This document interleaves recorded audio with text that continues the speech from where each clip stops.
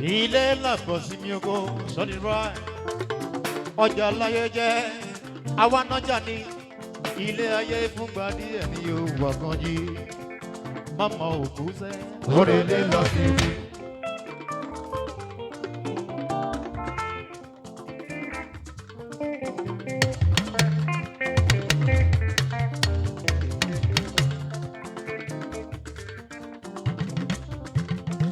Let Mrs. Comfort Ayọ̀délé ọ̀run rere.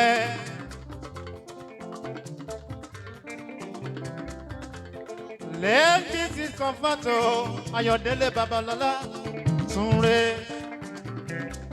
Nítorí màmá mo ṣe pẹ̀lú wa lónìí o Àkànjí.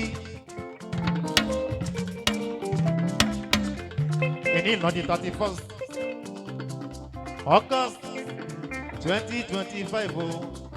Ògbérèdé mo pẹ̀lú mi dòde o. Sọ̀rí bá ti gbèdégbèdé máma òkú. Òrèlé lọ sí i.